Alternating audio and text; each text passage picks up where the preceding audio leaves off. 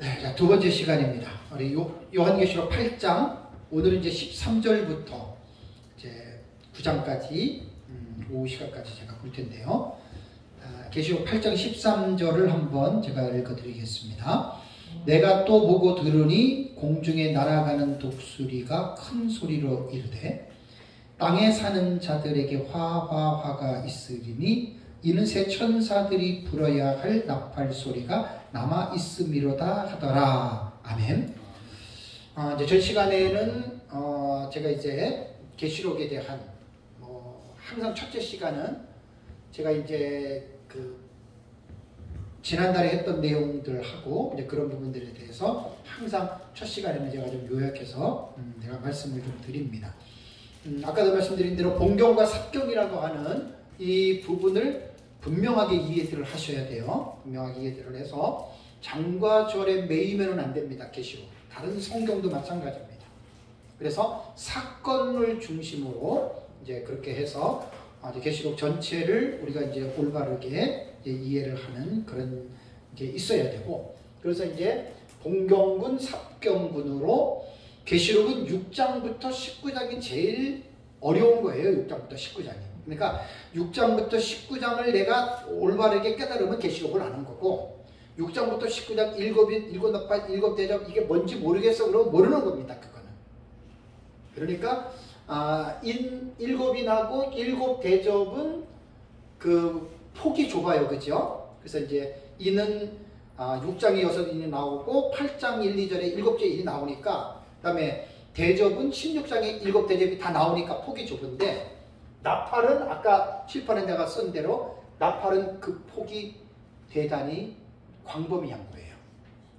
그러니까 8장부터 시작해서 16장까지 더 이제 영광계시까지 넘어가면 19장까지 가는 거예요. 그래서 16장까지 8장에서 16장까지가 7 나팔 시리즈가 담겨져 있는 본문이기 때문에 그 전체를 공부하려고 그러면 나팔 계시는 사실 좀 상당히 좀 복잡합니다. 그래서 지난달에는 제가 이제 8장을 했죠. 8장 1절에 보면 이제 7째 인을 뗄 때에 하늘이 반시간쯤 고요했다. 8장 1절에.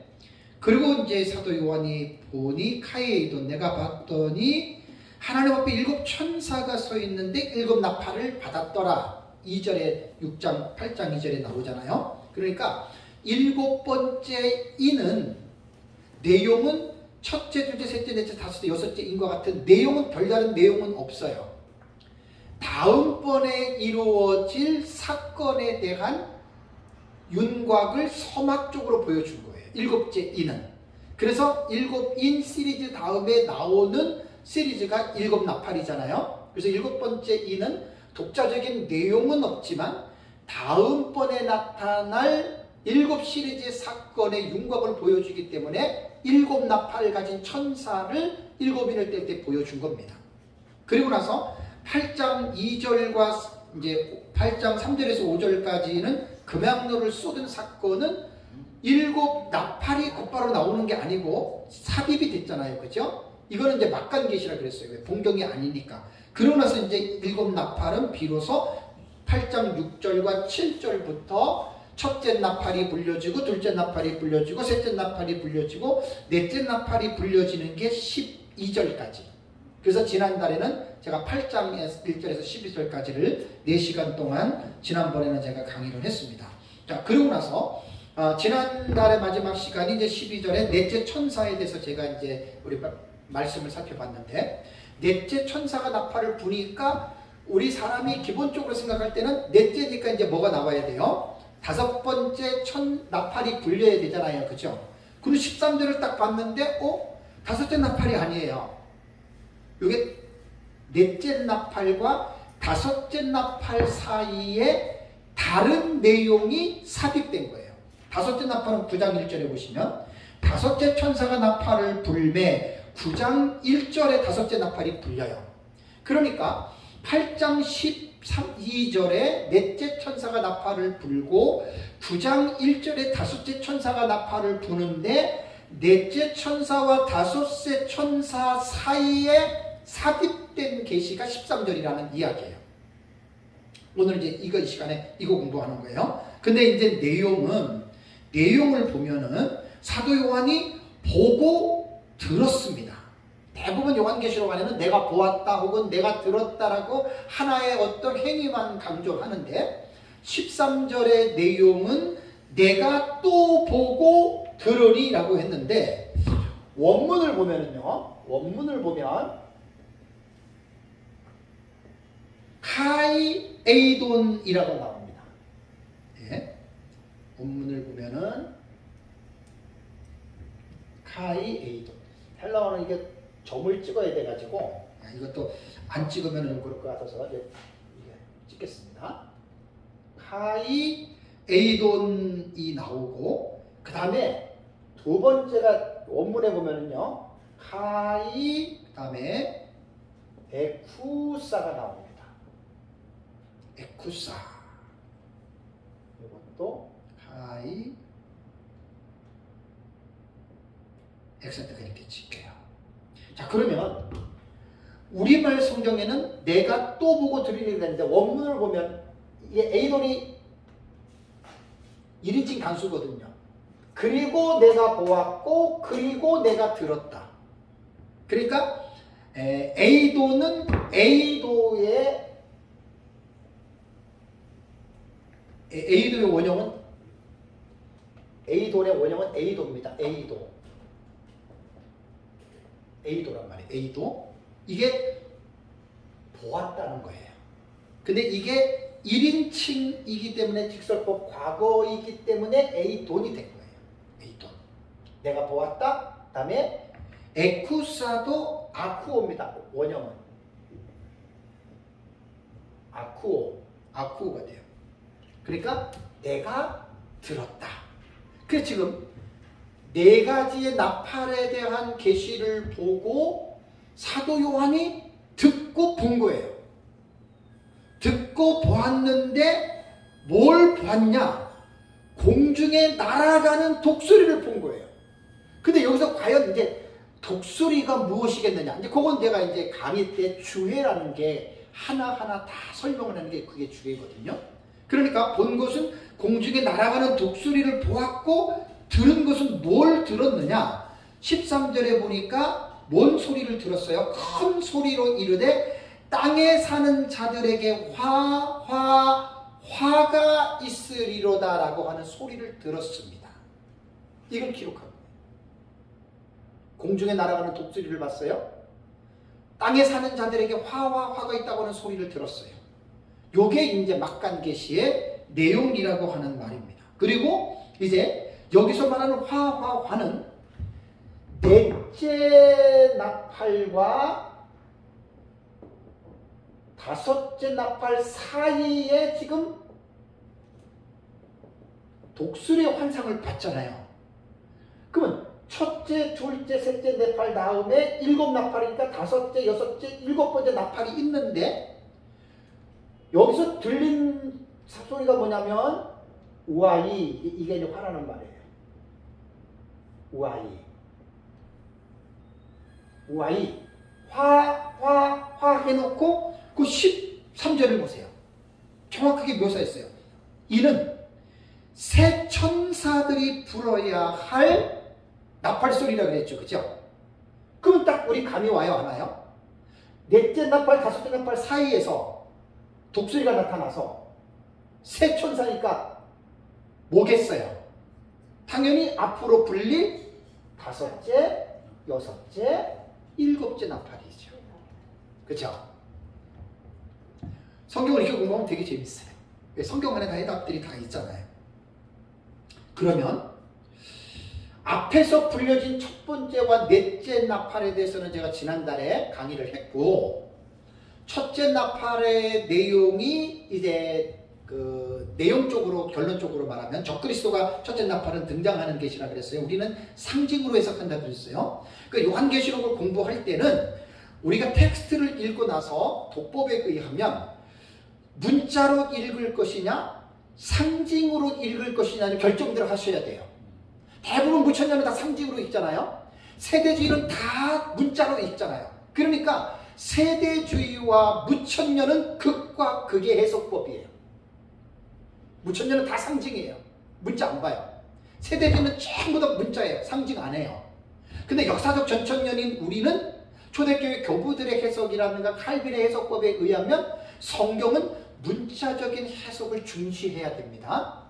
그러면서 성경은 모든 것이 문자적으로만 해석하는 것이 아니라 요한계시록은 문학적인 장르로 볼 때는 묵시문학적인 계시문학적인 의미가 있기 때문에 상징적인 언어, 그 상징적인 언어 속에는 상징적인 행동들과 상징적인 사건들이 들어가 있어요.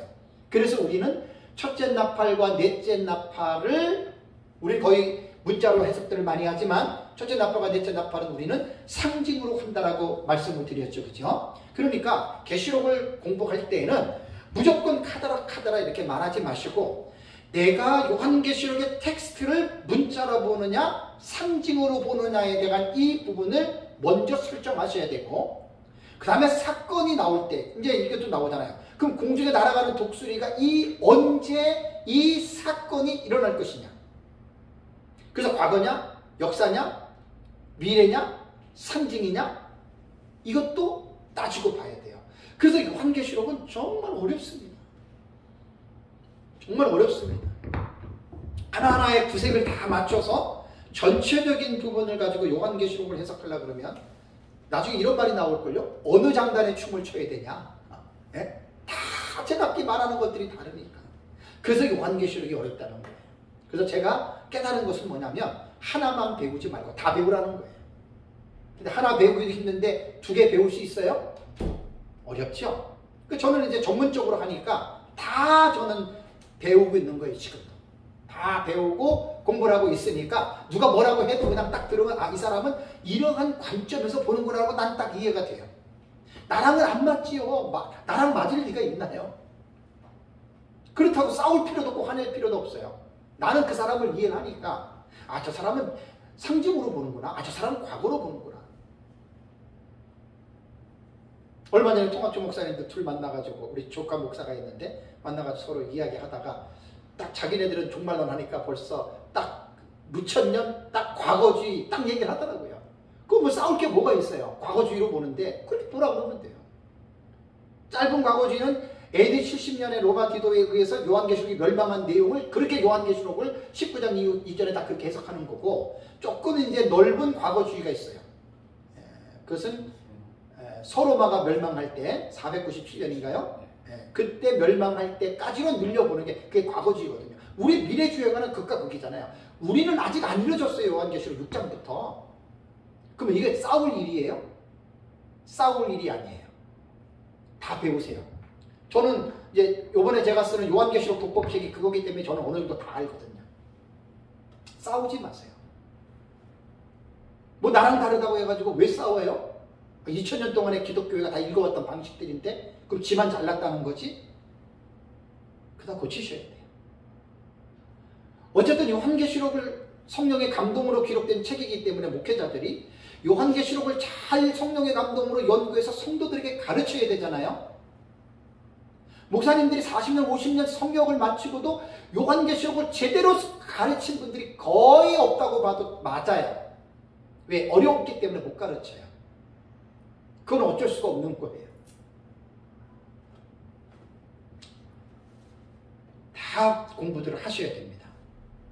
그래서 여기서 우리가 이제 살펴볼 것은 뭐냐면 공중에 날아가는 독수리가 우아이 우아이 우아이 화가 있다라고 분명히 앞으로 불어야 할 세 나팔, 다섯째, 여섯째, 일곱 번째 나팔의 성격을 우아이라고 분명하게 규정해 줬죠. 화다. 그럼 우리는 여기서 뭘 생각해야 되냐면 그렇다면 첫째, 둘째, 셋째, 넷째 나팔은 화가 아닌가? 어떻게 생각하세요? 그러니까 성경 해석이라는 것은 이런 거예요. 연구하는 것은. 왜 공중에 나타나는 독수리가 다섯, 여섯, 일곱 번째를 화라고 규정을 했느냐 이거예요. 그러면 앞에 있는 첫째, 둘째, 셋째, 넷째 나팔은 화가 아닌가라고 생각할 수가 있잖아요. 그죠? 이거는 이제 성경을 해석하는 해석자의 입장에 따라서 다른데 지난달에 내가 첫째 나팔에서 넷째 나팔까지 말씀을 드렸는데 첫째 나팔과 넷째 나팔은 우리는 본문을 어떻게 본다고 했어요? 상징이죠. 그죠? 그리고 내용을 보면 적그리스도가 등장하고 둘째 나팔은 7번째 제국 적그리스도의 제국이 등장하고 그 다음에 이제 셋째 나팔은 음녀가 등장하고 넷째 나팔은 영적인 흑암이라 그랬죠. 그죠? 그러니까 이거는 어떻게 보면 사람들에게 개인이나 어떤 집단에 나타나는 어떤 상황을 말을 한 것이지. 그죠? 인간에게 피부적으로 확 와닿아서 뭔가 피해는 있기는 하지만 직접적인 그런 것들은 별로 이제 말하기가 좀 그렇잖아요. 그죠? 그런데 첫째와 둘째와 셋째화는 다섯째 나팔, 여섯째 나팔, 일곱째 나팔을 첫째와 둘째와 셋째화라고 하거든요. 요걸 이제 공부를 우리가 다 했기 때문에 이 화는 뭐냐? 직접적으로 인간에게 피해가 직접적으로 가요. 물론 첫째에서 넷째 나팔도 인간에게 영적으로나 여러 가지로 피해가 오기는 하지만 다섯째 나팔, 여섯째 나팔, 일곱째 나팔인 화에 대한 이 계시는 이제 요번에 이제 공부를 하는 게 첫째와 둘째와 공부를 이제 제가 하고 오늘 마칠 거거든요. 첫째 화는 황충화잖아요. 둘째 화는 유브라데 전쟁이잖아요. 셋째 화는 마지막 재앙 7번째 나팔은 7번째 인처럼 독자적인 내용은 없어요. 다음에 나타날 7시리즈를 윤곽적으로 보여주는 것이기 때문에 7번째 나팔은 7 대접이 들어가 있는 거예요. 7번째 인처럼. 그러니까 이 7 대접은 뭐 우리가 마지막 대전 이제 하늘에 마치는 마지막 점에 확 쏟아지는 거기 때문에 엄청난 저거야말로 재앙이잖아요. 그죠? 그러니까 첫째와 둘째와 셋째 화는 다섯째, 여섯째, 일곱째 나팔인데 이것을 화라고 규정한 것은 이 공부를 이제 우리가 할 텐데 여기에는 분명한 어떤 그러한 재앙들이 닥쳐요. 그런데 이제 문제가 뭐냐? 첫째 화에 대한 이 공부를 좀 깊이 하셔야 돼요. 제가 첫째 화 할 때, 황충화 할 때 뭐 제 책도 잘 읽어보시면 알겠지만 상당히 이 부분 깊이 좀 연구들을 하셔야 됩니다. 요건 제가 이제 다음 이제 첫째가 들어갈 때에 대해서 제가 여러분들에게 말씀을 제가 드리겠습니다. 자, 그러면 이제 우리는 요 8장의 요 부분을 먼저 한번 볼게요. 자, 그렇다면 이제 458페이지를 보시면 됩니다. 제 책에.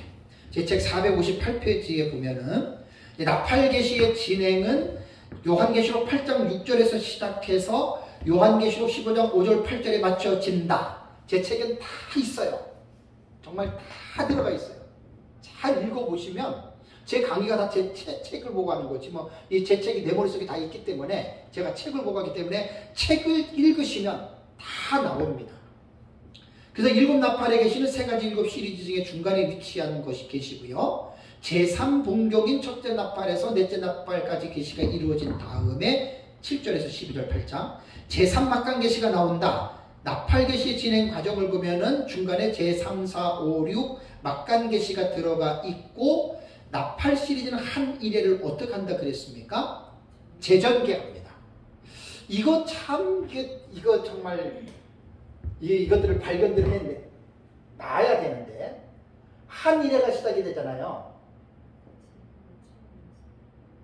한 일회를 우리는 7년으로 봐요. 다니엘서 9장 20절에는 일회의 절반 나오죠. 그죠? 절반. 해치. 해치라고 하는 히브리 단어가 딱 미드래요. 중간이에요. 한 일회의 절반이니까 전반부와 후반부가 있지요. 7년의 전반부면은 횟수로 말하면 3년 6개월이죠.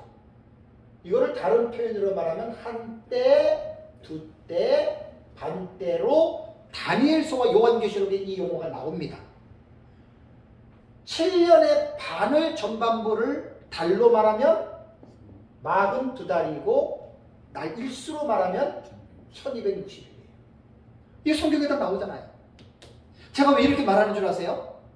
갑자기 그렇게 말 안 하고 전 3년 반, 후 3년 반 이렇게 얘기를 하면 무식한 사람들은 저거 세대주의네 이렇게 말한단 말이에요. 그래서 내가 지혜롭게 말하는 거예요.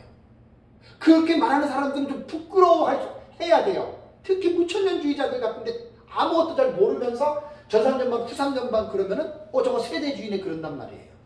그 무식한 사람이에요. 제가 지금 세대주의 얘기를 했어요. 다니엘서 7장에 9장에 있는 얘기를 했지? 그죠? 1회의 절반 했지.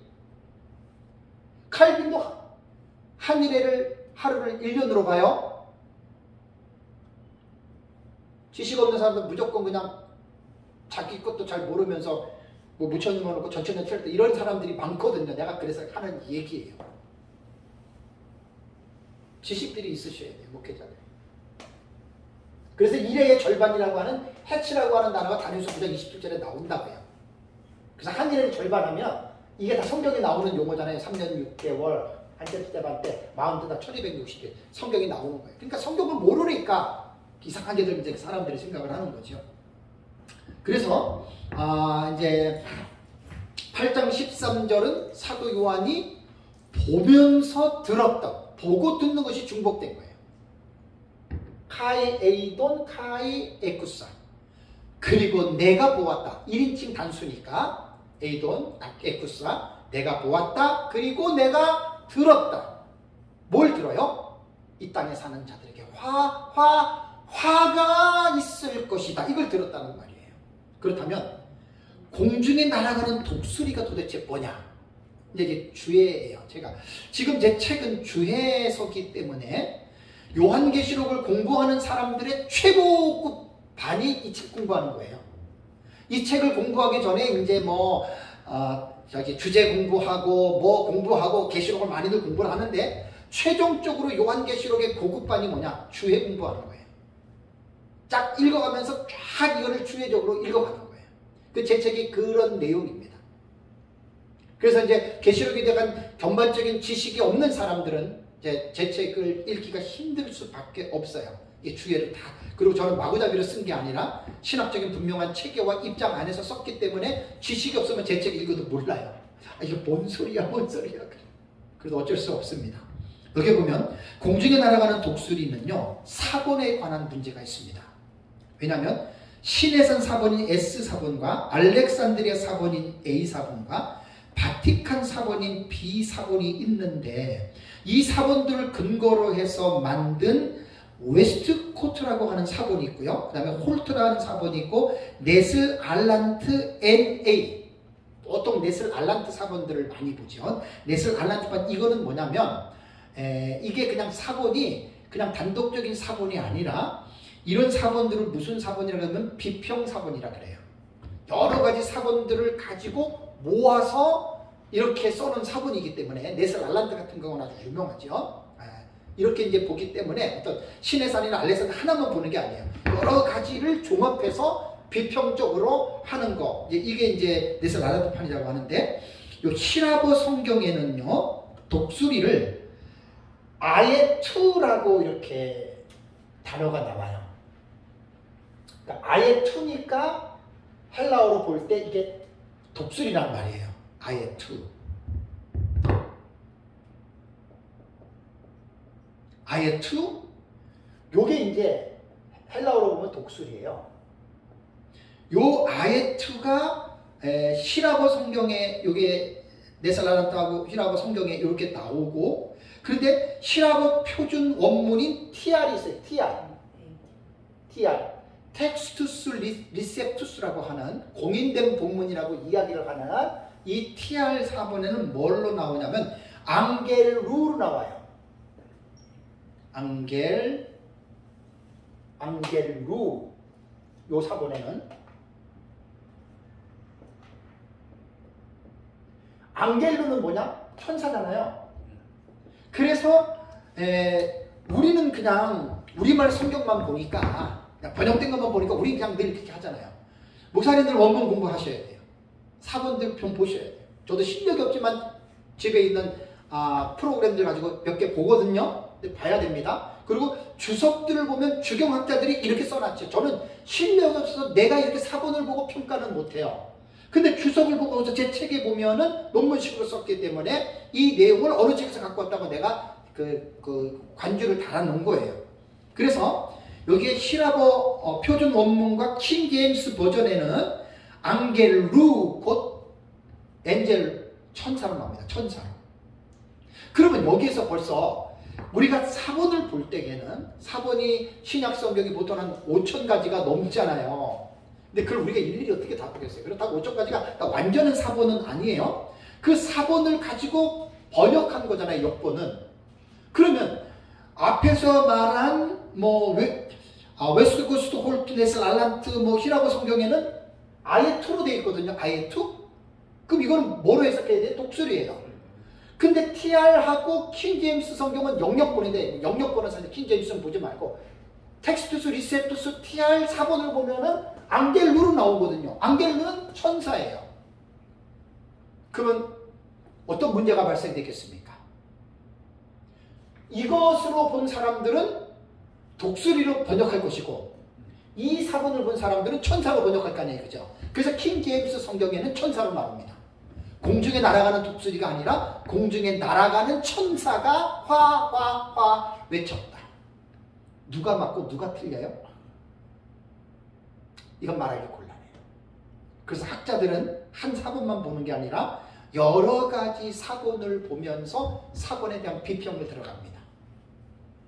우리는 사실 목사니까 그렇게 실력이 안 돼서 못 보지만, 저는 이제 연구를 하다 보니까 연구한 자료들 주회들을 내가 보니까 이 책들을 가지고 제가 가지고 와서 이 부분에 대해서 제가 이렇게 말씀을 제가 해놨습니다. 그런데 문제가 뭐냐면, 독수리든 천사든, 제가 제 책에 보면 이렇게 나온 거예요.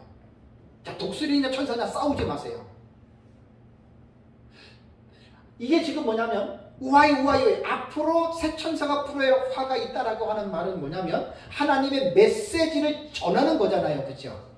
하나님의 메시지를 전하는 것이 비언어적으로도 전할 수 있고 언어적으로도 전할 수가 있는데, 이거는 언어적인 거예요. 그죠?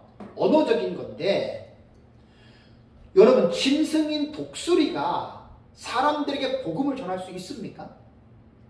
여러분 어떻게 생각하세요? 있다고 그러면 큰일 나요.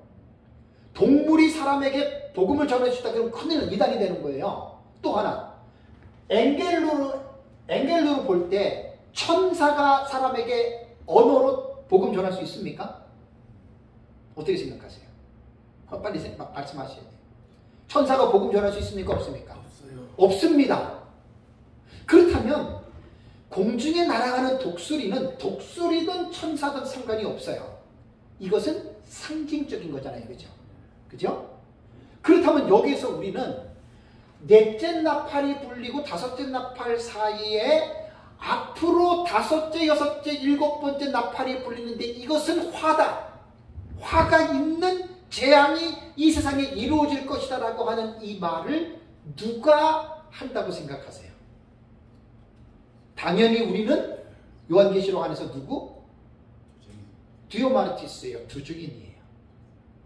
이해가 되시죠? 그러니까 우리는 공중에 날아가는 독수리를, 이 텍스트를 우리는 문자로 읽는 게 아니에요. 그죠? 이 부분은 우리는 뭐로 읽어요? 상징으로 읽는 거예요. 세대주의는 극단적인 문자 해석이니까 당연히 독수리가 말하는 것으로 하겠죠. 그죠? 무천년은 상징이니까 우리는 이 부분을 상징으로 보기 때문에 독수리나 천사가 아니라 이 부분은 누가 하냐면 복음을 전하는 사역자들이 한다는 거예요. 근데 요한계시록 안에서 이제 10장과 11장의 이제 강의가 다음 달에 이제 강의를 잘 들어보시면 정말 요한계시록의 하이라이트가 두 증인이에요. 마지막 시대 사명자. 우리가 요한계시록을 목회자들이 왜 공부해야 되는 줄 아세요? 첫 번째는 마지막 시대의 사명자가 되고 싶어하는 마음을 가져야 돼요. 목사님들. 근데 마지막 시대 사명자 하나님 아무나 안 써요. 박사학위 있고 교회 크겠다고 하나님이 쓰는 거 아니에요. 그 요한계시록을 잘 공부하시면 마지막 시대 사명자가 디오마르티스 두 증인이거든요. 두 증인의 계시가 10장부터 11장 12절까지 나와요. 10장은 사도 요한이 공중에 그 힘센 천사가 이제 두루마리를 들고 내려와서 사도 요한에게 두루마리를 받아 먹으라고 그러잖아요. 그것은 뭐냐면 사도 요한이 받아 먹은 게 아니라 사도 요한은 그림자고 실제적으로 그 두루마리를 받아 먹는 실존 인물의 대행적 예표 사역자로 10장의 사도 요한이 그렇게 한 거예요. 그래서 그 대행적 예표 사역에서 누구를 대행했느냐? 11장의 두 증인이 나오잖아요. 그래서 10장 1절부터 11장 12절까지는 한 통으로 읽어야 돼요. 그래서 사도 요한이 나타난 것은 두 증인의 대행적인 예표, 제 책에 그렇게 써놨어요. 용어를 제가 만들었어요. 대행적으로 예표했다. 그 실물이 누구냐? 두 증인이에요. 마지막 때에 예수님의 재림이 가까이 와요. 목회자들은 뭘 외쳐야 돼요? 예수 믿고 잘 먹고 잘 자고 복 받고 자식들 잘 되고 이런 것 외치는 게 아니고 때가 가까울수록 사역자들은 그 때를 외쳐야 돼요.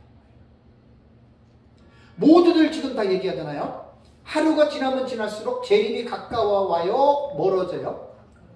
가까이 오죠. 그러면 사역자들은 성도들에게 뭘 가르쳐줘야 되겠어요? 당연히 예수님의 재림을 가르쳐줘야 되죠. 그런데 아이러니한 게 뭐냐면 정통 교회들은 재림에 대해서 침묵하는 교회들이 거의 납니다. 누가 재림을 외치느냐? 사이비 종말론자들과 시한부 종말론자들이 재림을 외치는 거예요. 이게 좀 기가 막히지 않아요? 이게 현실이에요. 이건 진짜 해 아래서 아주 회개망측한 일들 가운데에 한국교회 안에 일어나는 가장 회개망측한 일이 뭐냐면 사역자들이 예수님의 재림이 하루가 지나면 지날수록 가까워 오는데 예수님의 재림을 외치고 두렵고 떨림으로 거룩한 삶을 살으라고 이 성화의 삶을 강조하는 교회들이 그렇게 많지 않다는 것이 이것이 한국교회 안에서 일어나는 회개망측한 일 중에 하나입니다. 제 말 틀렸습니까? 기복주의는 밤낮 예수 잘 믿고 헌금 많이 하면 복받고 목사 잘 섬기면 부자 된다고 이거 전부 다 사기꾼들이에요. 사기꾼들이에요. 그런 사람들은 절대 마지막에 두 증인으로 하나님이 쓰지도 않습니다. 자기 밥 벌어먹고 살기 위해서 목사가 돼가지고 교회에서 주는 돈 갖고 살려고 그렇게 하지. 신비주의자들은 뭐예요? 밤낮 엑스타시만 얘기하죠. 보고 들었다. 하나님 음성 들었다.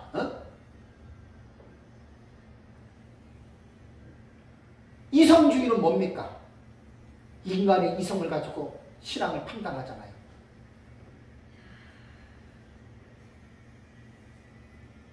보통 문제가.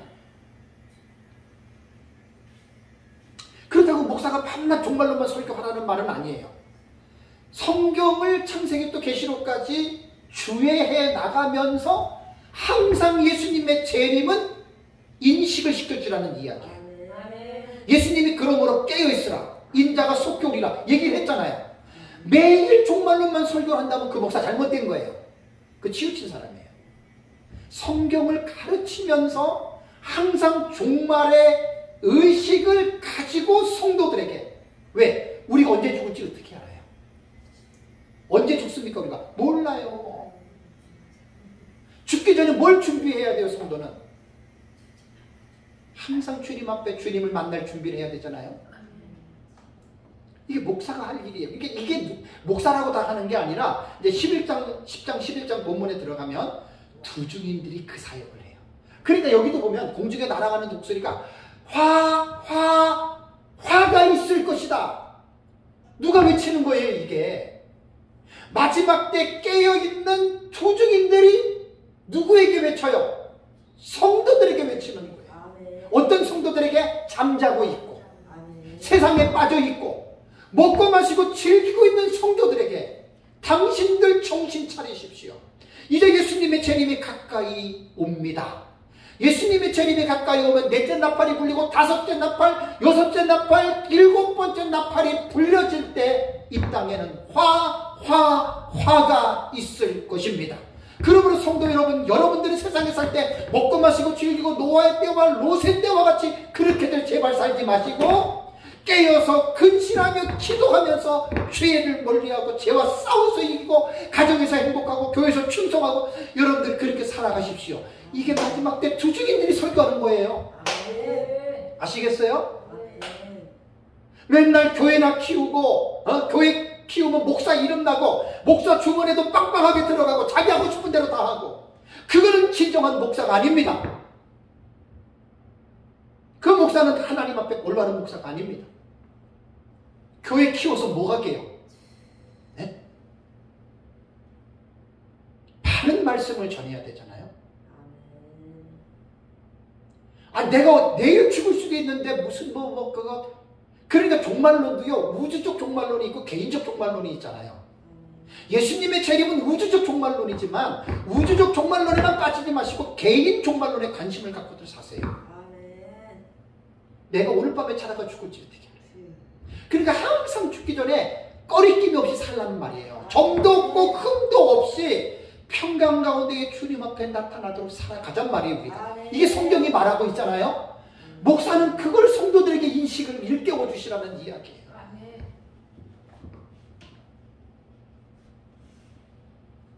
요한계시록을 모르는 목회자들은 종말에 대한 의식이 없습니다. 자기 내일 죽어도 몰라요. 이제 연세가 저도 이제 뭐 60대 중반 정도 됐는데 70대, 80대 우리 어르신들 만나게 보면 다들 느끼죠? 내가 이제 곧 죽을 날 얼마 안 남았다. 느끼잖아요. 그죠? 그러한 의식들을 늘 갖고들 살아야 돼요. 우리가 죽으면 뭘 갖고 가요? 네? 내가 이 땅에서 하나님 앞에 어떻게 살았느냐, 그게 하나님 앞에 가서 마지막 심판 때 그게 들어가잖아요.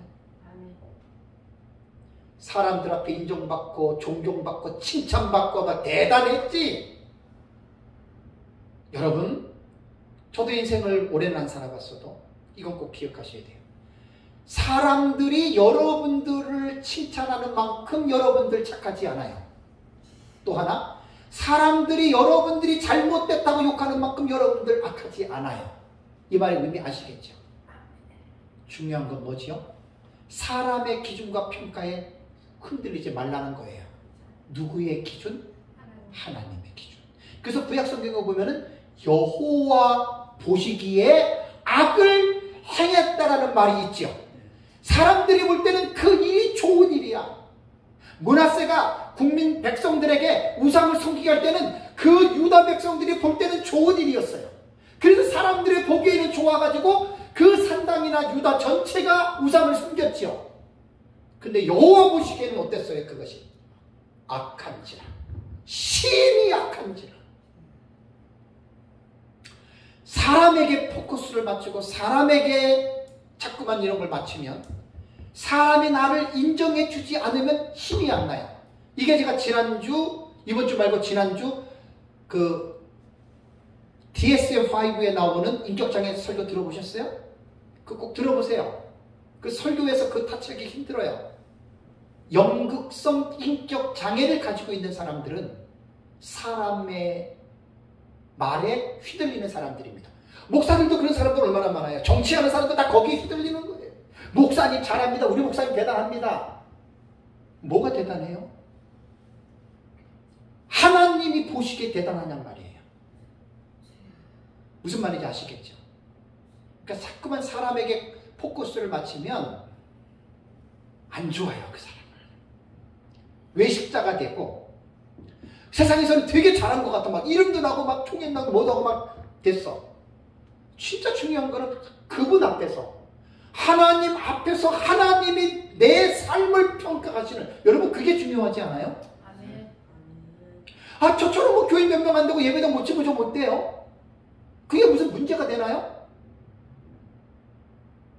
내 평생의 삶이 내가 하나님 앞에서 나는 어떻게 살았느냐, 그 하나님이 인정해주고 하나님이 평가해주려고 그걸 두려워하면서 사시라는 이야기. 공중에 날아가는 독수리의 외침은 사역자들이 외침인데 모든 목사들이 이런 말 안 합니다. 절대 이런 얘기 안 합니다. 무당들처럼 성도들 복이나 빌어주고, 복 받았지? 내가 기도해서 그런 거야. 헌금해. 기도해주고 병 났지? 내가 기도해서 병 난 거야. 교회에다 헌금 바쳐. 이 도둑들이에요. 다 도둑들. 남자나 여자나. 그런 사람이 어떻게 두 증인이 돼요? 그런 사람이 어떻게 하나님 마지막 때 쓰겠어요? 안 써요. 못 써요. 그래서 이제 계시록 10장과 11장 14장 4절 5절 보면은 두 증인들은 아무나 되는 게 아니에요. 어떤 사람은 기도 많이 하면 두 증인 된다는데 착각입니다. 아예 안 됩니다. 기도만 많이 하는 사람들은 거의 다 신비주의 빠진 사람들이. 제가 예수를 40년 믿었는데 성경을 많이 보는 사람들은 절대 잘못된 길에 안 빠지는데 성경을 보고 기도만 많이 하는 사람들은 거의 10중 8구입니다. 신비주의로 다 빠집니다. 그런 사람들 하나는 두 증인 안 써요.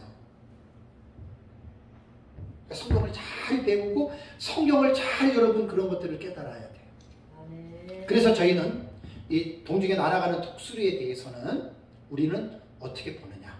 상징적으로 텍스트를 우리는 해석해요. 그럼 이 사건은 언제 일어나느냐. 우리는 미래입니다. 미래. 그럼 미래는 언제냐? 한 미래가 우리 신학적인 기초가 너무 튼튼하잖아요. 다니엘서 9장 27절.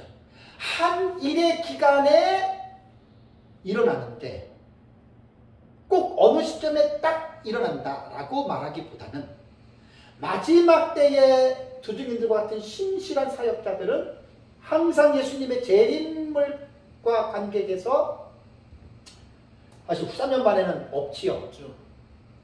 요 전 3년반 다 끝날 때까지 계속해서 하나님의 마음에 합한 두증인들의 사역자들은 성도들을 일깨우는 사역을 하는 거예요.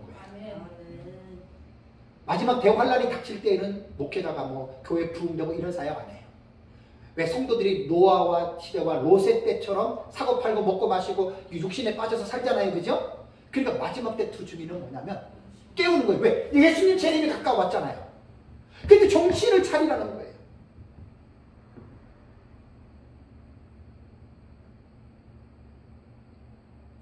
목회자들의 로망이 뭐예요? 목회자들의 소망이 뭐예요?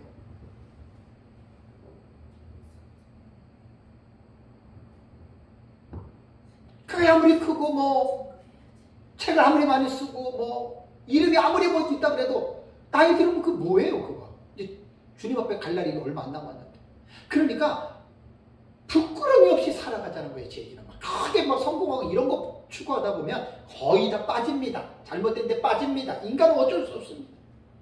저도 좀 성도들 모이고 막 그래 보세요. 제가 이러고 하겠다 이런 거 안 하지요. 예? 돌아다니면서 잘난 체하고 저도 연극성 인격 장애 같은 요소가 저에게도 있는데 사람에게 막 칭찬받고 막 높임받고 막 저도 그런 사람인데 그게 없으니까 저는 못하고 이거 하고 있잖아요. 지금 성경 연구하고.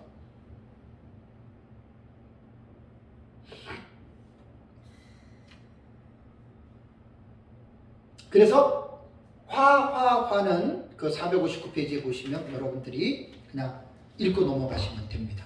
읽고 넘어가시면. 근데 첫째 나팔하고 넷째 나팔은 지난달에 말씀드렸어요. 첫째 나팔, 둘째 나팔, 셋째 나팔, 넷째 나팔은 동시적으로 일어나는 거예요. 동시적으로 일어나서 첫째 나팔은 하늘에가 시작되면서 적그리스도가 완전히 공식적으로 등장해요. 그 다음에 적그리스도가 등장하는 제국이 7번째 제국이라고 그랬죠. 쉽게 말하면 시진핑이 역사 세계에 나타나는데 시진핑이 속해 있는 나라가 어느 나라예요? 차이나잖아요. 그러니까 이 첫째 나팔과 둘째 나팔은 이런 지금 관계 속에 있는 거예요. 그러면 왜 7번째 제국이냐? 이거 뭐 다 알지만 영상을 보시는 분들을 위해서 제가 말씀드리겠습니다. 왜 7번째 제국이라고 말을 하냐면 구약 성경에 보면은 제국들을 짐승이라고 비스트라고 불러요. 짐승이라고 부르는데 왜 짐승이라고 부르냐면 그 데리온이라고 하는 그 헬라어 단어에 보면은 비유적인 거거든요. 우리가 야만인이나 못된 사람들을 모모 같은 사람이라 그래요. 이 짐승 같은 노마 그러잖아요. 그죠? 그러니까 아주 완전히 그런. 근데 여기서 말하는 짐승 국가라고 하는 말은 뭐냐면 하나님 앞에서 하나님을 대적하거나 하나님의 백성들을 박해하고 하나님의 백성들을 죽이는 이러한 제국들이 역사 세계 속에서 있었어요. 그래서 7번째 이 제국이라고 하는 짐승 국가라고 하는데 성경에 짐승 국가에 대해서 첫 번째 짐승 국가가 애굽이 나옵니다. 애굽이 짐승 국가예요. 두 번째 짐승 국가가 아수르고요. 세 번째 짐승 국가가 바벨론 제국이고요. 네 번째 짐승이 메데와 바사, 페르시아 제국이고요. 다섯 번째 짐승 국가가 헬라고 여섯 번째 짐승 국가가 로마입니다. 그러니까 제가 종말론이 왜 어렵다 그러냐면 요한계시록하고 다니엘서는 그냥 읽어서 이해가 되는 게 아니에요. 역사적인 배경과 지식들 이런 것들을 다 알고 있어야지 종말론은 풍성하게 넓게 이해를 할 수가 있어요. 애굽, 아수르, 바벨론, 메데바, 헬라, 로마는 구약시대에 그 근동지방을 패권적으로 지배하고 있는 그 제국들이었죠. 그죠? 근데 이 제국들이 똑같이 적기독적인 제국이었습니다. 하나님을 대적하고 하나님을 믿는 사람들을 받게 했던 공통점이 있는 거예요. 그래서 일곱 번째 짐승은 뭐냐? 일곱 번째. 이게 지금 미지수예요. 일곱 번째 짐승은 앞에서 말한 첫 번째에서 여섯째까지 내려오는 강대국의 요소를 갖추고 있어야 돼요. 그러니까 지금으로 말하면 앞으로 인류 세계의 최고의 국가, 이게 이제 짐승 국가가 되고 거기에 통수권자가 이제 짐승이 되는, 적그리스도가 되는 거예요. 이게. 그래서 이 첫째 나팔은 전 세계를 이제 지배할 그 통치자인 적그리스도로 말한다면 둘째 나팔은 그 적그리스도의 국가인 일곱 번째 제국이거든요. 자, 여기에 힌트가 어디에 있죠? 다니엘서 7장에 있습니다. 오늘 이제 마지막 시간쯤에 제가 구약 신약에 나타난 다섯 가지의 인류의 마지막 전쟁들이 있어요. 대전쟁. 요거 이제 다니엘서 7장이 모티프가 되는 본문이에요. 네 짐승 나오죠? 사자와 같은 짐승, 그 다음에 표범, 곰, 무서운 철이를 가진 짐승. 요게 4대 열강이에요. 이미 결론은 딱 성경에 말해놨죠. 누가 이겨요? 무서운 철이를 가진 짐승이 이겨요. 무서운 철이를 가진 짐승은 10뿔을 가지고 있어요. 단일 국가 아니에요. 연합 국가예요. 10뿔에서 작은 뿔이 나와요. 작은 뿔이 10뿔을 통제함으로 무서운 철이를 가진 국가는 연합 국가이지만, 합중국의 국가이지만 결국은 이 국가가 작은 뿔에 의해서 지배를 받는 전제주의 국가로 변합니다. 마치 로마가 그렇게 됐던 것처럼. 원로원 정치에서 그 엠파이어 제국으로 황제 정치로 바꾸잖아요. 그죠? 로마 첫 번째 황제가 누구예요? 안토니우스. 그렇게 되는 거예요. 제 책에 다 있는 내용들이에요. 그래서 강대국이 이제 여기에 보면은 강대국이 뭐냐면 이제 일곱 번째 제국이 여기에 바로 이제 요 모티프가 여기에 있는 거예요. 다니엘서 7장부터. 그리고 여기서 나오는 대로 이제 그 강대국이 되는데, 요한계시록 여러분 한번 거기 17장을 한번 가보세요. 요한계시록 17장. 요한계시록 17장. 자, 17장 한번 10절을 볼까요? 9절과 10절 시작. 지혜 있는 뜻이 여기 있으니 그 일곱 머리는 여자가 앉은 일곱 산이요 또 일곱 왕이라 다섯은 망하였고 하나는 있고 다른 하나는 아직 이르지 아니하였으나 이르면 반드시 어떻게 해요? 잠시 동안입니다. 잠시 동안 머무릅니다. 그러니까 일곱 머리가 일곱 산인데 곧 일곱 머리는 일곱 왕이죠. 그죠? 다섯은 망했다라고 하는 말이 여기에 보면은 사도 요한 당시에는 로마 제국 시대였잖아요. 다섯은 애굽, 아수르, 바벨론, 메데, 게사, 이게 다섯 개 제국이잖아요. 앞에 제국이. 그러니까 사도 요한 당시에는 다섯은 이미 망했고 하나는 지금 있고 마지막 하나는 어떻게 해요? 앞으로 이루어질 것이다. 그런데 마지막 7번째 제국인 적그리스도의 제국은 길게 통치라는 게 아니에요. 어떻게 해요? 잠시 동안.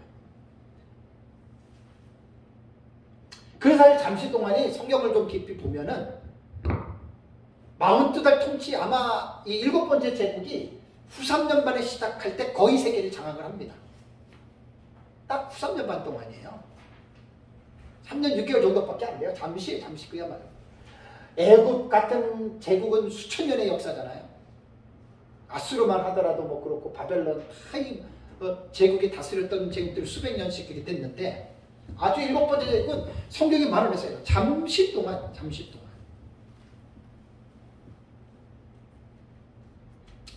그래서 이 본문에는 이제 우리가 이제 좀 그렇게 여러분들이 이제 이해를 하시면 되겠습니다.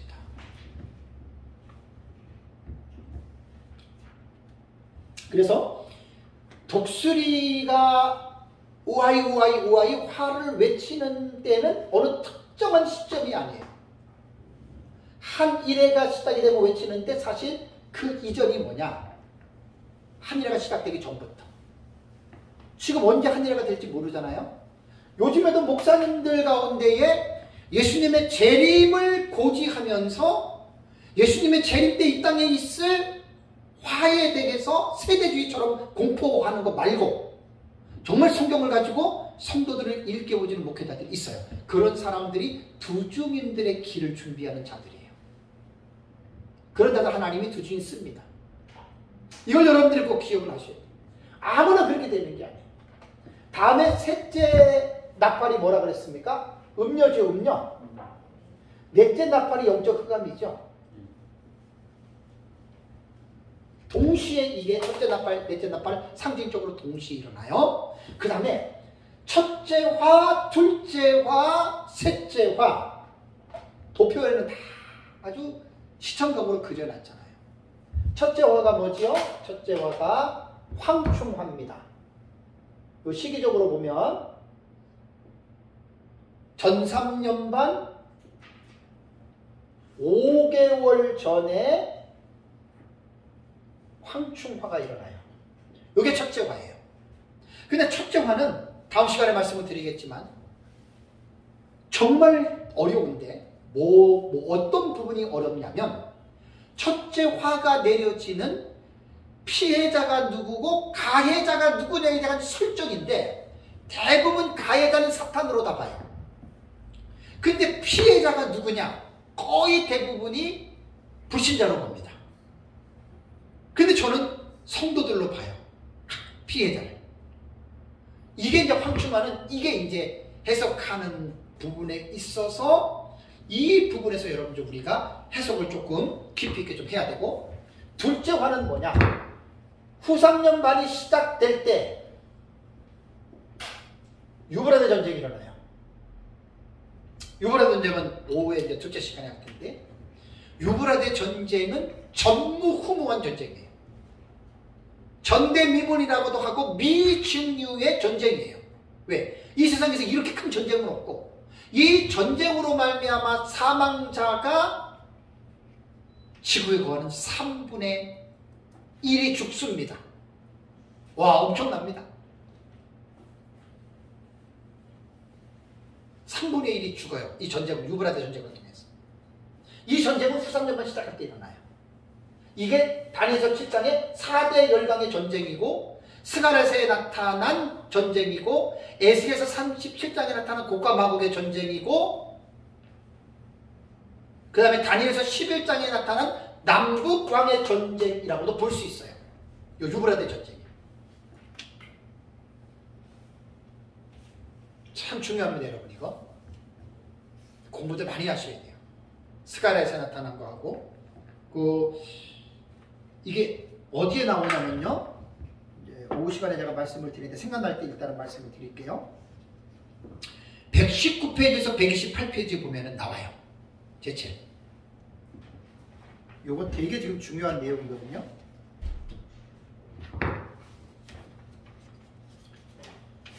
119페이지에서 이게 이제 다니엘서 제가 주해해서 주해해 놓은 겁니다.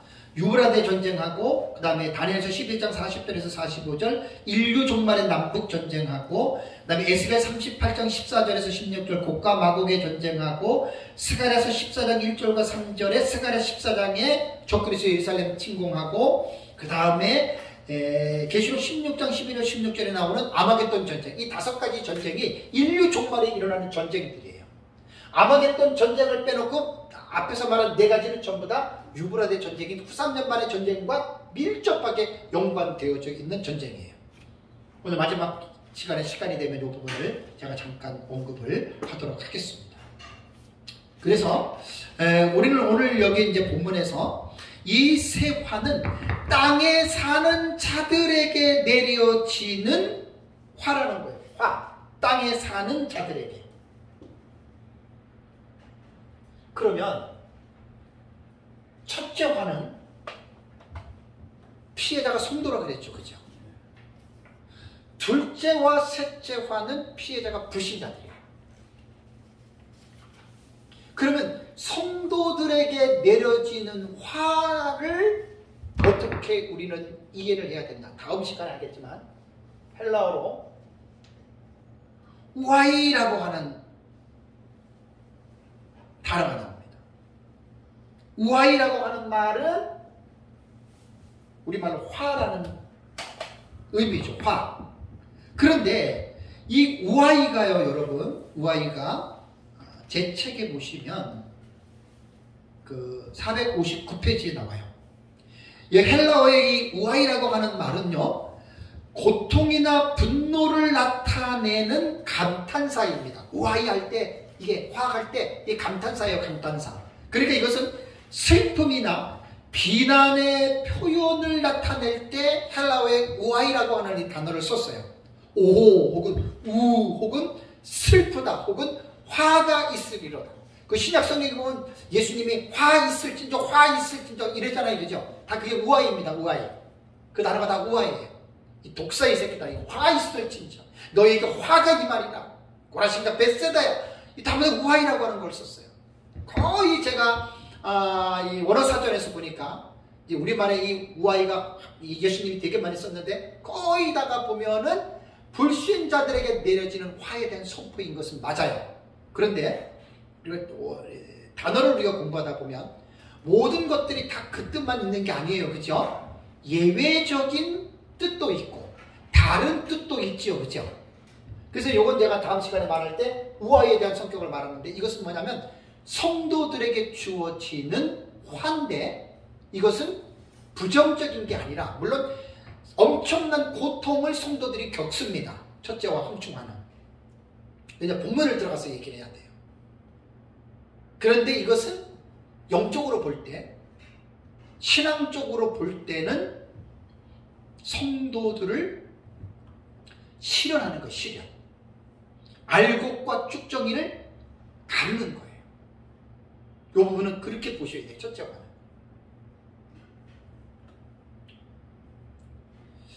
그리고 마지막 하나, 다니엘서를 연구하시는 분들은 다니엘서 2장에 보면 머리하고 가슴하고 배하고 그 다음에 종아리하고 발 이렇게 5개로 신체를 구분하죠. 그죠? 무천년은 4개로 구분합니다. 종아리하고 발을 한 제국으로 봐요. 그래서 이것을 바벨론, 메데바사, 켈라, 로마로 이렇게 봐요. 근데 우리 전천년은 종아리를 로마로 보고 발도 따로 구분해서 이 발에 해당되는 국가가 7번째 제국으로 우리는 보는 거예요. 그러니까 다니엘서의 구조로 공부한 사람들은 머리부터 하면은 바벨론부터 시작하니까 바벨론, 메데바사, 켈라, 로마 마지막 제국이니까 5제국이라고 이야기를 할 수밖에 없고 애국부터 시작하면은 7번째 제국이 되는 거예요. 그래서 이제 종말론의 책들을 보면은 마지막 때 제국을 5제국이라고 말하는 사람은 다니엘서의 기준으로 말할 때는 5번째 제국이 맞고 그러나 성경 전체적인 개념으로 볼 때는 7번째 제국이 맞습니다. 이것만 여러분들이 잘 이해하시고 종말론은 사실 왜 종말론이 어려우냐? 모든 지식들이 다 뒷받침이 돼요. 절대로 요한계시록만 가지고 요한계시록 해석이 안 됩니다. 절대로 안 됩니다. 그래서 이제 목사님들이 요한계시록을 왜 배우기를 꺼려 하냐면 성경을 많이 모르는 사람들은 요한계시록 공부 못해요. 어려워서 못해요. 어려워서. 공부 시간을 많이 들여야 돼요. 이게 뭐 1, 2년 해가지고 요한계시록 배워지는 게 아니거든요. 꾸준히 공부를 해야 돼요. 뭐 목회 활동에 바쁘고 뭐 자기 하는 일에 바쁘다 보니까 이게 공부를 찐득하게 못. 제가 지금 서울 여기서만 지금 회장님 10년째 하는 거예요. 제가 오늘 제 아내랑 그 집에서 전철 타러 다 걸어오면서 제가 제 아내한테 그랬어요. 내가 이 길을 10년째 지금 걷고 있다고. 네? 올 10월 30일 되면은 만 10년 되는 거예요. 종말론요 결코 가볍게 생각하지 마세요. 그러니까 이제 무천년 같은 경우는 그냥 과거주의자들은 과거에 이루어진 사건이다라고 딱 매도해 버리니까 공부할 필요가 있어요, 없어요? 필요성을 못 느끼는 거예요. 우리 미래주의는 다릅니다. 왜? 아직 안 일어난 거예요. 그러니까 우리는 공부할 게 많아요. 단 하나 높아지면서 말씀을 드리면 미래주의자들은 제대로 공부하지 않으면 차라리 안 배우는 게 나아요. 극단적인 세대주의자들은 종말론 가지고 성도들 공포를 주잖아요. 뭐 쓰나미가 일어나고 지진이 일어나면 막 그거 가지고 막 성도들에게 예수님 재림 같다고 막 공포 주고 겁주잖아요. 그 세대주의 약점이 못된 점이에요. 징조를 내가 무시하는 건 아닌데 겁주라고 징조 말하는 거 아니에요. 절대 그런 거 아니에요. 잠깐 쉬도록 하겠습니다.